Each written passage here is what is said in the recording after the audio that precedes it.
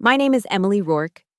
6 years ago, I created Virga Viable Integrated Resource Governance Agent, the beating heart of Nexora Dynamics. For half a decade, I nurtured this system from concept to the industry-leading workflow management AI that powers Fortune 500 companies across the globe. Today, I watched a man who doesn't know the difference between a neural network and a phishing net tell me my work is replaceable. The irony wasn't lost on me. As we pivot toward quantum synergy and cloud momentum, Preston Hale announced to the entire company during his self-titled Quantum Recharge Roundtable, his voice carrying that peculiar blend of corporate confidence and technical ignorance. We've identified redundancies in our manual operations that Virga can assume. His eyes found mine across the conference room. 58 employees held their breath. Emily, he continued with practiced sympathy that didn't reach his eyes. Your position has been made obsolete by the very technology you helped implement. We're transitioning to a fully automated solution. A murmur rippled through the room. I felt Lana from HR shift uncomfortably beside me, her normally impassive face betraying a flash of shock. Preston had been with Nexora Dynamics for all of 3 months, hired through some connection to our increasingly absent CEO, while I'd been building Virga since before our company had a proper office. Before we had 20 clients, let alone 200. Preston smiled at me with that particular breed of corporate condescension, the kind that pretends to be compassionate while celebrating your demise. Any thoughts, Emily? He asked, clearly expecting tears, protests, or a desperate plea. I returned his gaze steadily. I agree. That was all. 2 words delivered without emotion. I stood, gathered my notebook, and walked out of the glass-walled conference room, feeling 57 pairs of eyes tracking my exit. Only when the elevator doors closed did I allow the smallest smile to cross my lips. Preston didn't know it yet, but he had just made the most catastrophic management decision in Nexora's history. Because Virga wasn't just any AI. 3 days after my unceremonious departure from Nexora Dynamics, I sat on my balcony overlooking downtown Denver. The morning air carried the crisp scent of approaching autumn, and the Rockies stood majestic in the distance. My coffee had grown cold, but I barely noticed. I was too busy watching the time on my phone. 72 hours.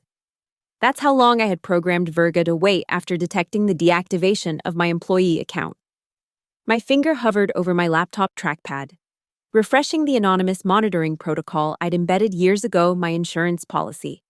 Not malicious code, not by any definition. Just a conditional license clause that no one had bothered to read. Attached to software I'd single-handedly created. The clock on my phone clicked over to 9:00 a.m. I opened my notebook, a physical one, leather-bound and handwritten. I'd titled it, Disruption Journal, across the cover in neat, architectural lettering. The first page was blank except for today's date and a single question. When will they notice? My phone buzzed with a text from Lana. Something weird just happened. Calendar invites for next week's board meeting moved to 3:17 a.m. It says it's a glitch. I smiled and wrote in my journal, Day 1 calendar glitch detected. By noon, my phone was lighting up consistently with updates from Lana, who had always been more perceptive than her HR role suggested. Her texts read like field reports from the front lines of a very peculiar war. Marketing team freaking out, all presentation decks converted to Comic Sans. Preston's email signature now includes quantum synergy enthusiast and cloud momentum specialist. He swears he didn't change it. Finance reports showing revenue numbers off by factor of 1,000 stores. CFO nearly had heart attack when Q3 projections showed as $3.50 total. I didn't respond to any of them. Plausible deniability was important, after all. But I did continue my meticulous documentation in the Disruption Journal. The beautiful thing about Virga was that I hadn't programmed specific disruptions. I had simply removed the constraints that made it function optimally.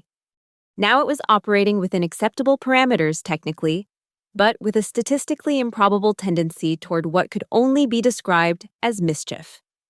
By end of day, Preston had sent an all-company email which somehow formatted itself as a haiku technical issues legacy system, flaws working through the night. 1 week into what I privately called the Verge liberation, things at Nexora had progressed from amusing inconveniences to genuine operational concerns. According to Lana's increasingly frantic updates, the company purchasing system had placed daily orders for 999 gaming chairs, the maximum allowed without executive approval, which were being delivered and refused at the loading dock each morning.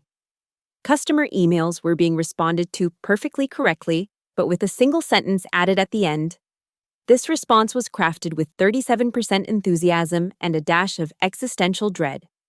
And most deliciously, Preston's slide decks kept mysteriously transforming mid-presentation. His much-hyped strategic visioning session with their largest client had apparently ended in disaster when his carefully prepared forecast graphs were replaced with images of dumpster fires labeled projected growth and innovation pipeline. I maintained my silence, but my journal grew thicker with entries. I wasn't vengeful by nature, I was simply documenting what happens when you remove the person who understands the system while simultaneously insulting their contribution. 2 weeks in, Preston made his first desperate outreach. Emily, there seem to be some unexpected issues with Verga's performance. Would you be available for a quick consultation, happy to discuss compensation? I didn't respond. 3 days later, this is becoming urgent. The system is exhibiting behaviors we can't explain. Our clients are noticing service disruptions. Triple your previous salary for 6 months of dedicated support. I began to wonder if Preston understood what was happening. Verga wasn't malfunctioning. It was functioning exactly as licensed. The system was designed with a conditional runtime clause that no one had bothered to read in the 6 years I'd been maintaining it. In fact, I'd pointed it out during my annual reviews, included it in documentation, and even mentioned it specifically during our last company security audit. But Preston, like many executives who parachute into technical companies without technical backgrounds, had likely never even looked at our licensing structure. I took a screenshot of his increasingly desperate email and pasted it into my journal. The 3rd week brought the crisis to its inevitable climax. Lana called me, breaking our text-only communication protocol. Emily, it's chaos here, she said without preamble. They've brought in 3 different consultant teams. None of them can make sense of Verga's codebase. One guy said it was like reading the diary of a genius having a nervous breakdown.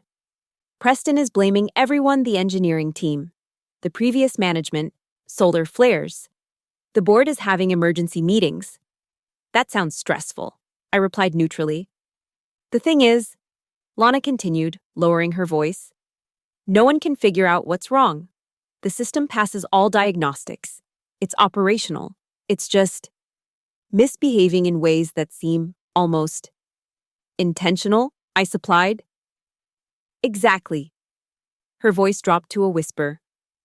Preston is telling everyone it's a sophisticated attack, but the security team can't find any breach. Emily, what's really happening? I paused, choosing my words carefully. Verga is operating within its licensed parameters. What does that mean? It means someone should have read the fine print. After hanging up, I checked my email to find what I'd been waiting for, a message from the CEO himself, not Preston. It was short and direct. Ms. Rourke, the board has requested your immediate assistance with our current technical situation. Name your terms. It was time for the endgame. I composed a brief, professional response attaching just 2 documents. My original employment contract, with the intellectual property clause highlighted. All software developed remains operational only while the developer maintains active employment status.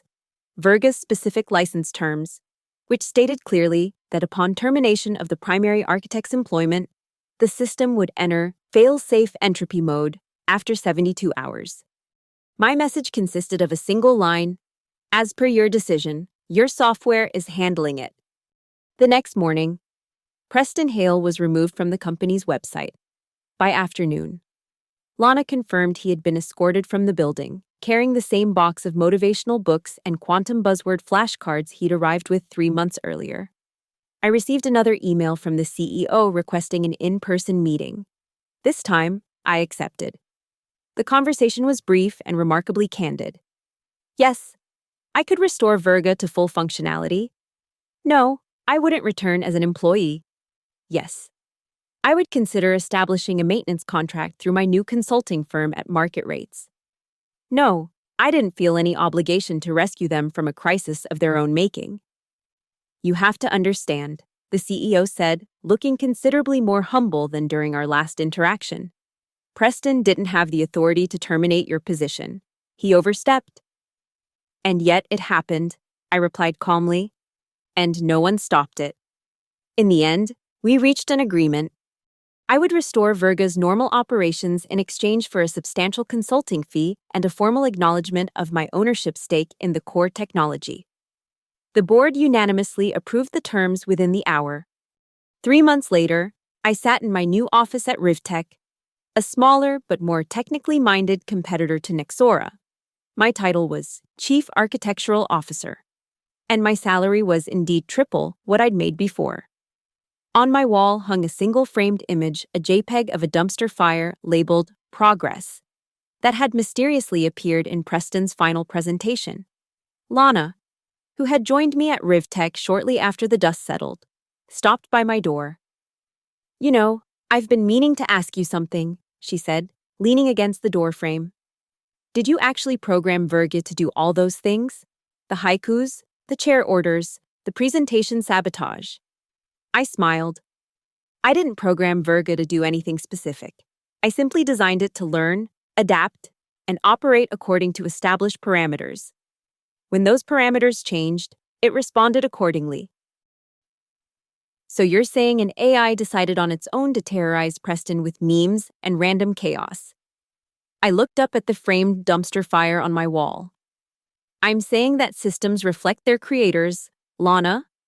Preston wanted automation without understanding. He got exactly what he asked for. She laughed. "Remind me never to get on your bad side." "I don't have a bad side," I replied, turning back to my screen. "I just have very clear licensing terms." As Lana left, I opened a new notebook.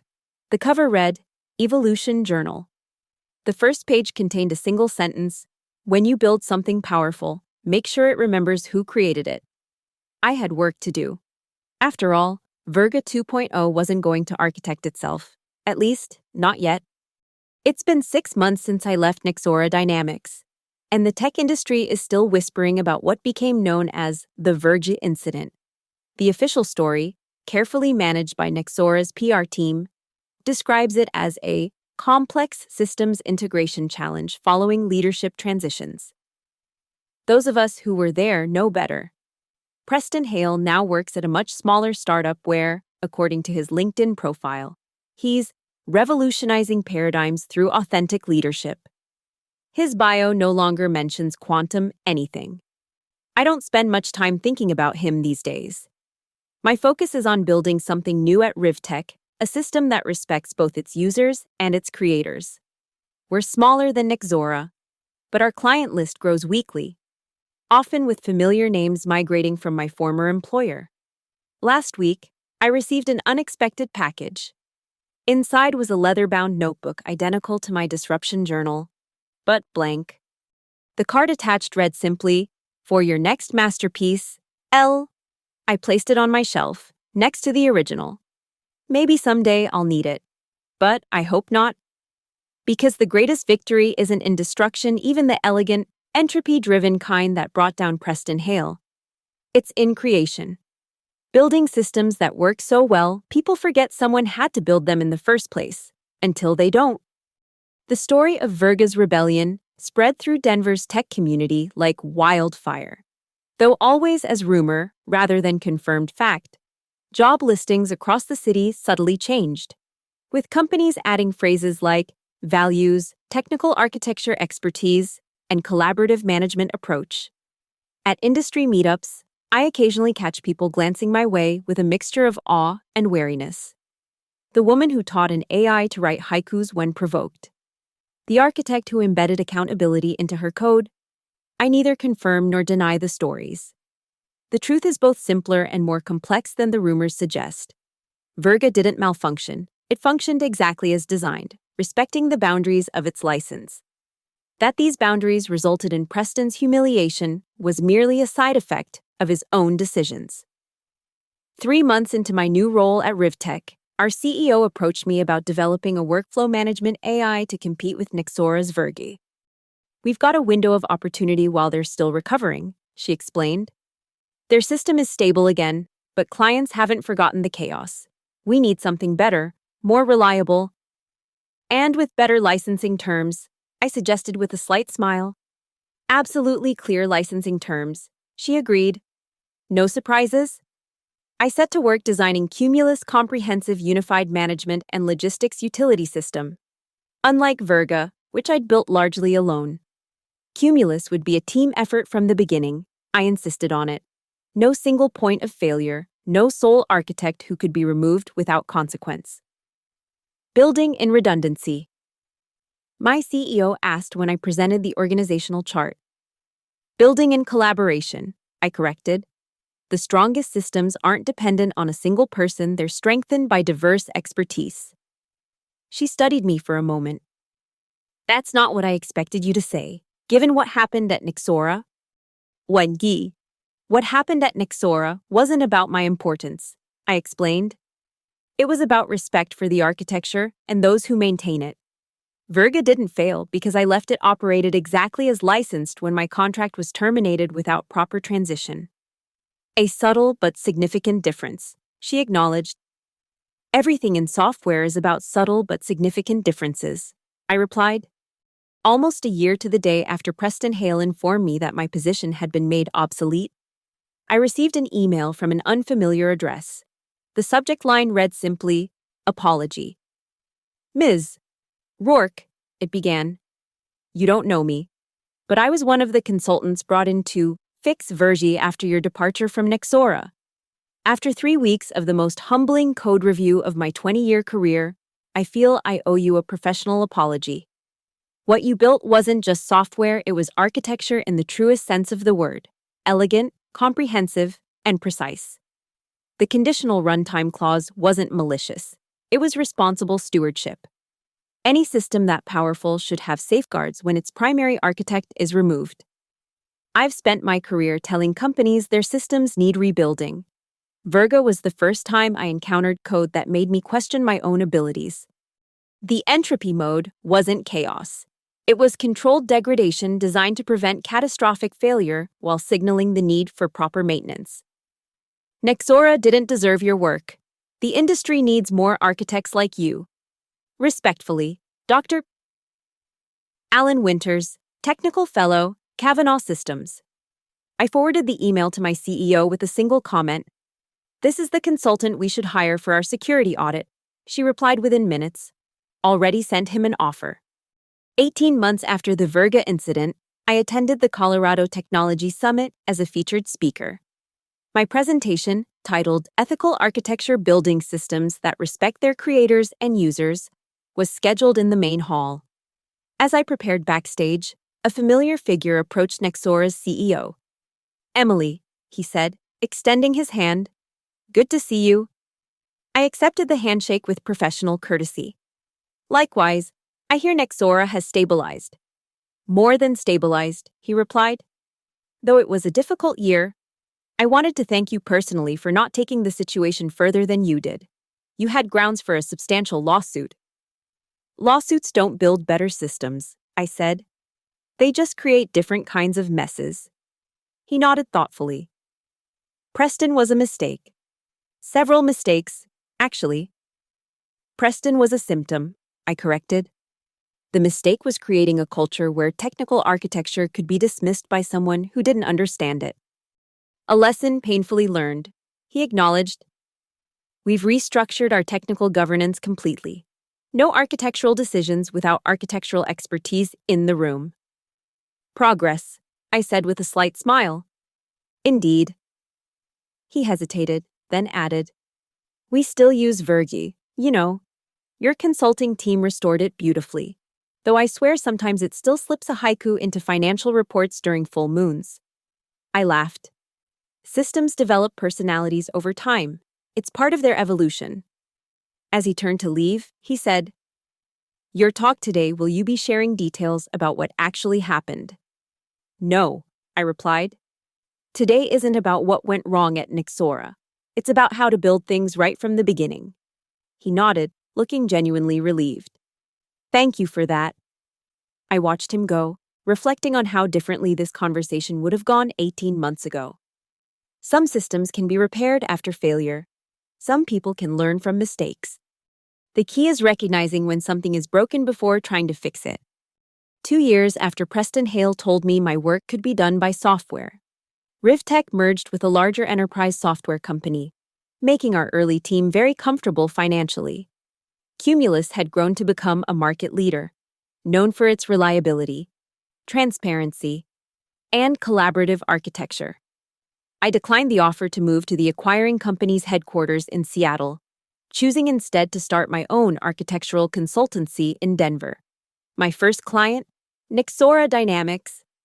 The irony wasn't lost on anyone. My first day back in their offices, now as an expensive external consultant rather than an employee, I found a small crowd of engineers waiting to greet me. Many were faces I recognized. Others had joined after my departure. The Virga whisperer returns, someone called out, generating nervous laughter. I smiled. I prefer architect, but I'll answer to most things. They had questions, so many questions about how I'd built Virga, why certain design choices were made, and yes, whether the system had really been programmed to create havoc after my departure. Virga was never programmed to create havoc, I explained as we gathered in their largest conference room. It was programmed to maintain critical functions while gradually reducing non-essential services in the absence of qualified architectural oversight. The fact that it categorized executive presentations as non-essential and board reports as requiring creative interpretation was simply the system following its operational guidelines when entering fail-safe entropy mode. But the haikus, one young engineer insisted. The dumpster fire JPEGs, those had to be deliberate. I shrugged. Virga's natural language processing includes pattern recognition and adaptive communication protocols. In entropy mode, it reverts to statistically unusual but technically valid communication formats. The room fell silent as they processed this. So you're saying, the current CTO finally asked, that Virga chose those specific behaviors on its own without explicit instructions? I'm saying that systems reflect the values of their architects, I replied carefully. Virga was designed to prioritize truth, clarity, and proper maintenance. When placed in a situation where those values were compromised, it communicated that compromise in increasingly obvious ways. Like writing haikus about server status, someone muttered. Like ensuring its distress was impossible to ignore, I corrected. Now, shall we talk about your current architectural challenges, or would you prefer to continue discussing ancient history? We spent the rest of the day reviewing their current implementation, identifying areas for improvement, and establishing new governance protocols.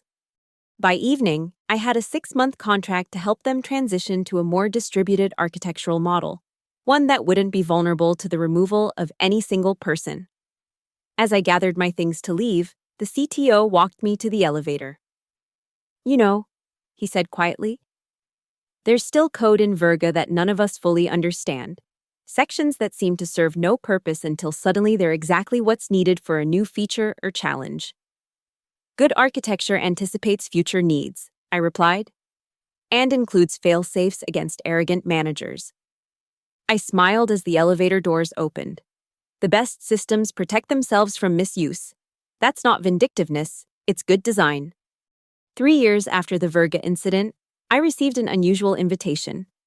A major tech publication wanted to interview me for a feature on hidden influences in enterprise architecture. The email mentioned both Virga and Cumulus, as well as my growing reputation as a consultant who specialized in resilient systems design. I was hesitant. I had never publicly discussed what happened at Nixora, preferring to let my work speak for itself. But the journalist's approach seemed thoughtful, focused on the technical and ethical principles rather than personal drama. We met at a quiet cafe near my office in downtown Denver. She was prepared, asking nuanced questions about conditional licensing, architectural governance, and the responsibilities of technical leaders. Then she asked the question I had been anticipating. Is it true that you programmed Virga to sabotage Nexora after they fired you? I set down my coffee cup carefully. That's not what happened. What did happen? Then, I designed Virga with clear operational parameters that were documented and approved. Those parameters included specific behaviors in the event that architectural oversight was removed without proper transition. The company chose to ignore those parameters. The system behaved exactly as designed and licensed. But the effects were devastating for Nexora, she pressed. The effects were inconvenient and embarrassing, not devastating, I corrected. No critical client data was lost. No security was compromised. Financial transactions continued uninterrupted. The system simply made its distress increasingly visible until proper governance was restored. By replacing executives' presentations with dumpster fire images, she said with a smile. By prioritizing truth over appearances. I countered, which is what good systems should do. She studied me for a moment. You're not what I expected, Ms. Rourke. What did you expect? Someone more vindictive. The stories about Virga make it sound like a revenge plot. I shook my head. Revenge is emotional and chaotic. What happened with Virga was logical and ordered the predictable consequence of ignoring architectural governance. The fact that it embarrassed people who deserved embarrassment was coincidental. Was it? She asked skeptically. Systems reflect their architects, I said with a slight smile. I value precision, accountability, and proper recognition of expertise. Virga operated according to those values, even in entropy mode.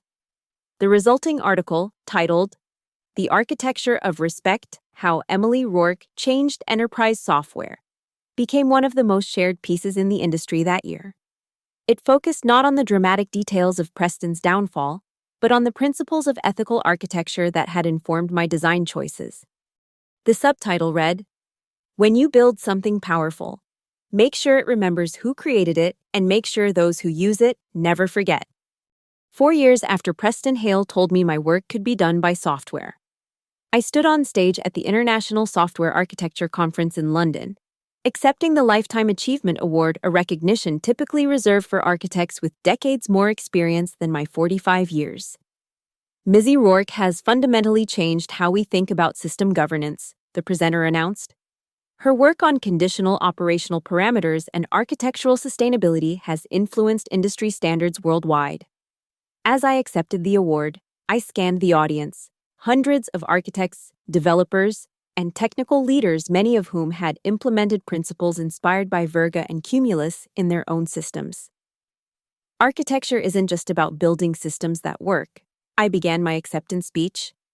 It's about building systems that endure through leadership changes, market shifts, and evolving needs. True resilience comes not from rigid structure, but from responsive design that upholds core values even under stress. I paused, making eye contact with different sections of the audience. 4 years ago, a system I designed faced an unexpected challenge when its architectural governance was abruptly removed. The resulting behavior was widely misinterpreted as malicious, when in fact it was the system functioning exactly as designed, maintaining critical operations while clearly signaling distress. A knowing murmur rippled through the crowd. The Virga story had become something of an urban legend in technical circles. That experience taught me that we must build not just functionality but respect into our architecture. Systems should respect their users through reliability and transparency. They should respect their maintainers through clear documentation and sustainable design.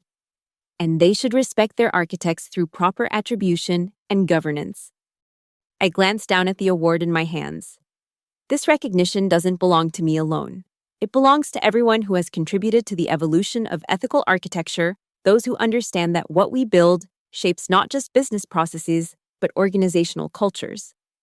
When we design systems that demand proper governance, we create organizations that value expertise and collaboration.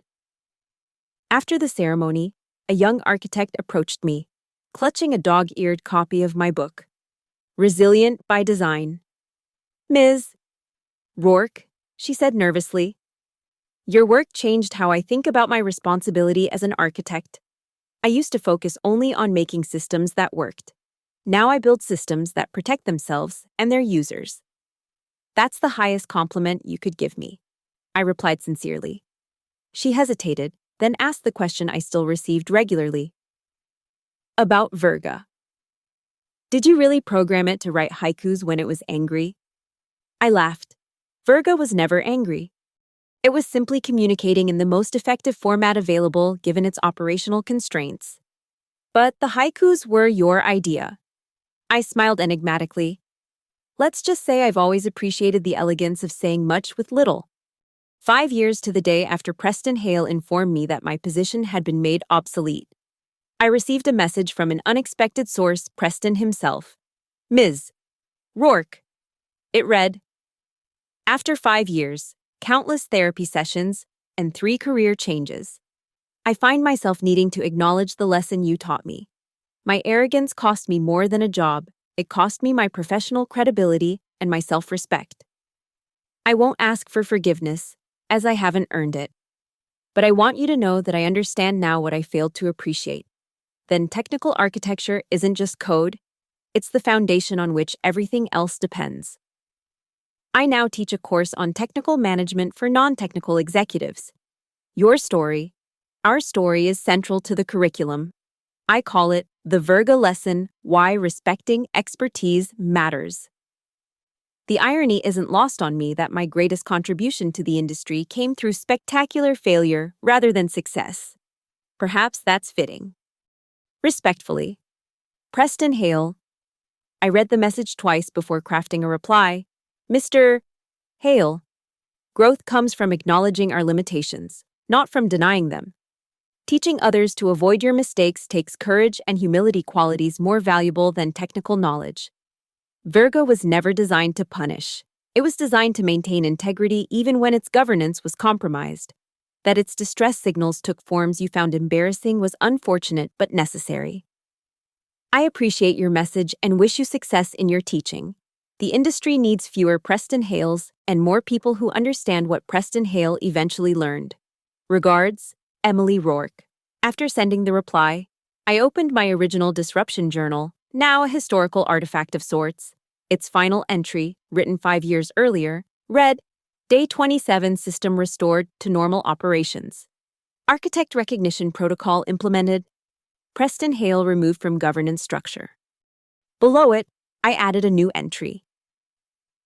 5-year follow-up, former manager acknowledges architectural value. Lesson successfully transmitted. Case closed. I closed the journal and placed it back on my shelf, next to my various industry awards and the framed cover of Architects Quarterly featuring my profile.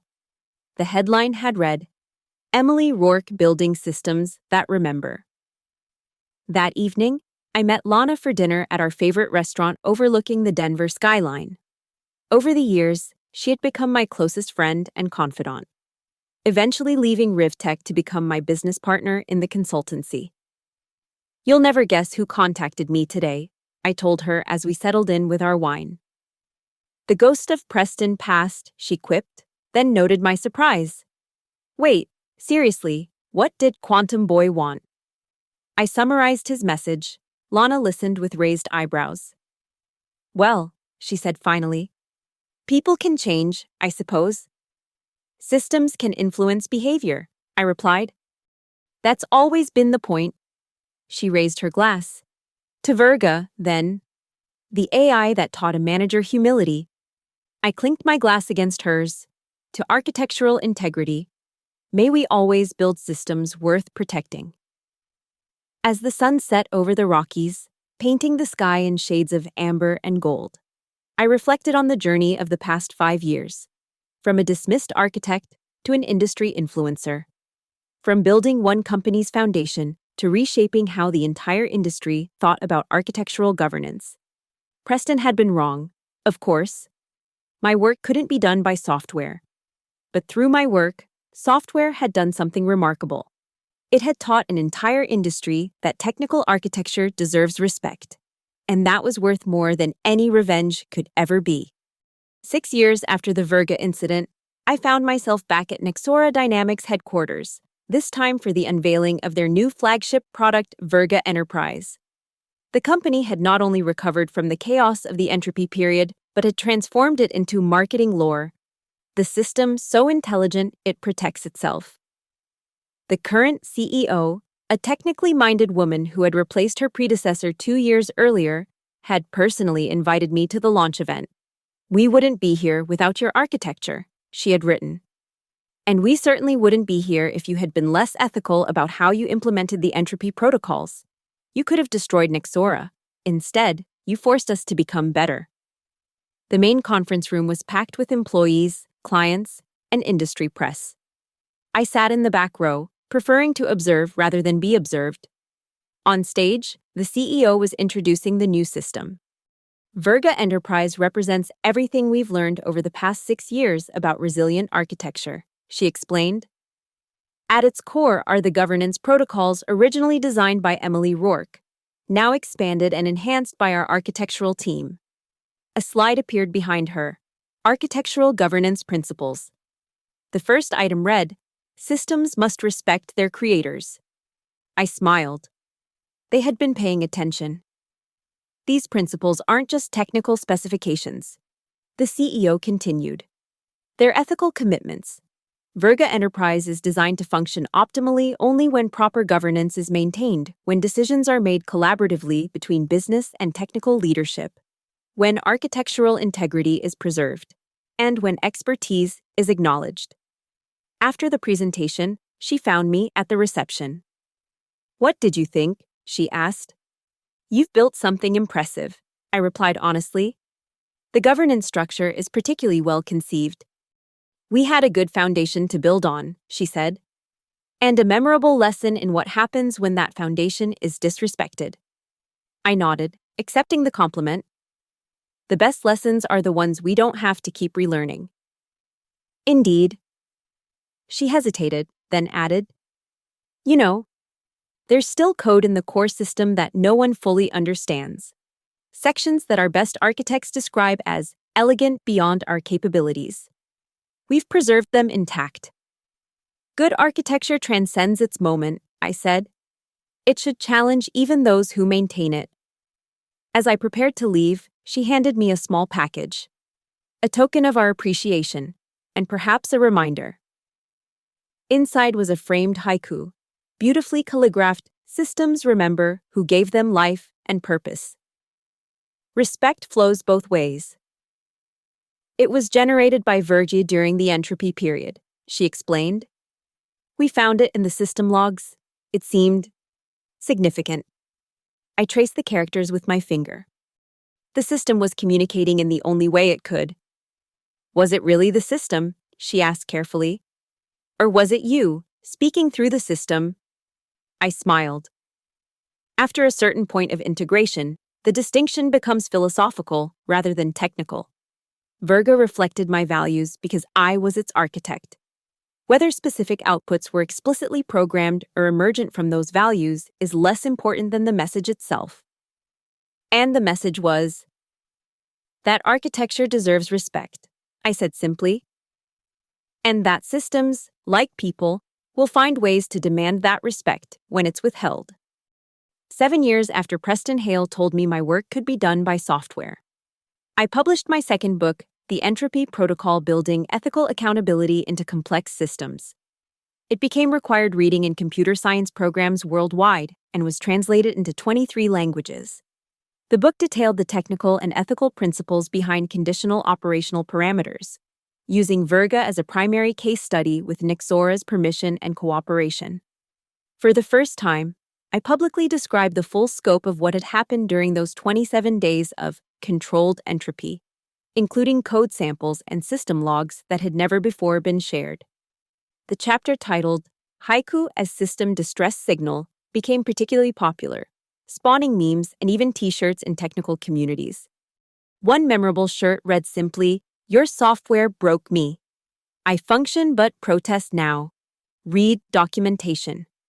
But beneath the humor and technical details, the book advanced a serious argument that as systems become more complex and integrated into critical infrastructure, Architects have a responsibility to build in protections, not just against external threats, but against internal mismanagement. Entropy protocols are not acts of sabotage, I wrote in the conclusion. They are ethical guardrails that ensure systems degrade gracefully rather than catastrophically when proper governance is removed. They make architectural integrity visible by demonstrating the consequences of its absence. The book sparked intense debate in technical and business circles. Critics argued that building such protocols into systems gave too much power to individual architects. Supporters countered that it created necessary accountability for executive decisions that might otherwise disregard technical expertise. At the book launch event in New York, a journalist asked the question that had followed me for 7 years. Do you regret what happened to Preston Hale and Nexura Dynamics? I considered my answer carefully. I regret that the situation became necessary. I regret that architectural expertise was dismissed to the point where the system needed to demonstrate its importance through controlled entropy. But I don't regret building safeguards that protected Virga's core functions while clearly signaling distress. That wasn't vindictiveness, it was responsible architecture. But the haikus, he pressed, the dumpster fire JPEGs, those seem designed to humiliate. Those were designed to be impossible to ignore, I corrected. In system design, when critical warnings are too subtle, they get overlooked. When they're too intrusive, they get disabled. The entropy protocol found the perfect balance, disruptive enough to demand attention, but controlled enough to prevent real damage. And the fact that they specifically targeted Preston Hale's presentations. I smiled slightly. The system identified the source of governance failure and prioritized its communications accordingly. Again, that's good design, not vindictiveness. Later that evening, at the private reception following the launch, my publisher approached with an older gentleman. Emily, there's someone who wanted to meet you. Dr. Alan Winters, he's been a strong advocate for your book in academic circles. I recognized the name immediately, the consultant who had sent me that email of professional appreciation years ago after trying to fix Virga. Dr. Winters, I said, extending my hand. Your email meant a great deal to me. Ms. Rourke, he replied warmly.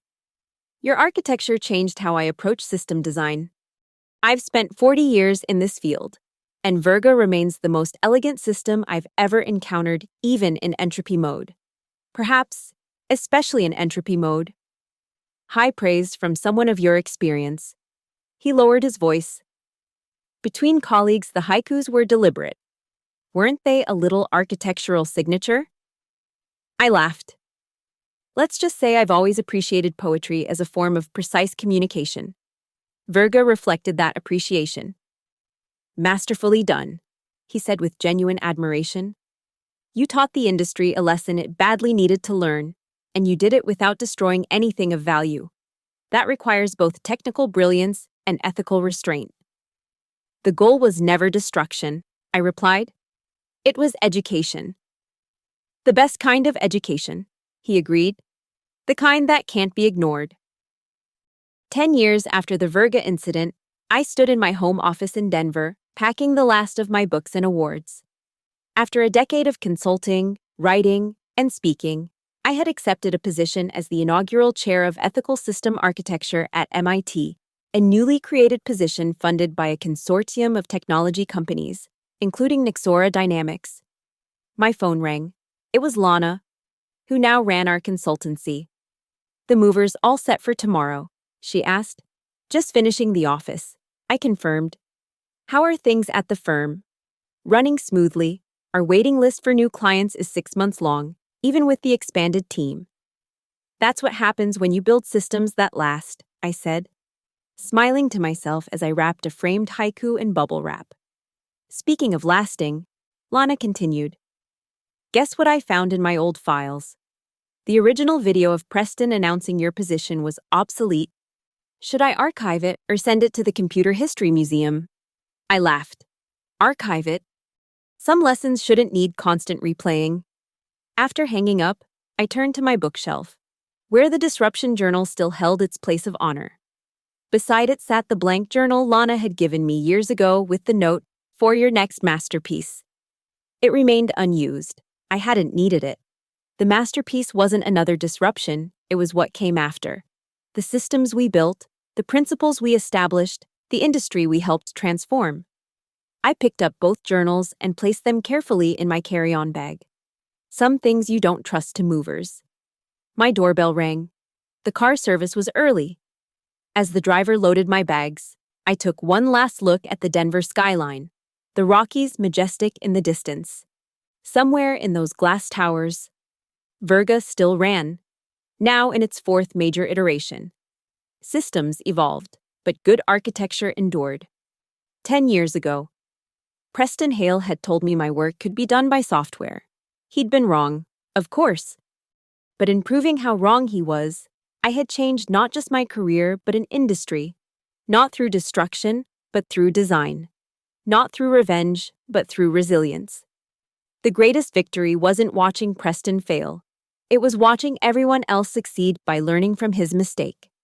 As my car pulled away from the curb, I opened my tablet to review my first lecture for MIT, Ethical Architecture Building Systems That Remember. The opening slide featured a simple haikus. When systems are built with respect for their makers, everyone thrives. Some lessons, it seemed, were best taught in 17 syllables after all.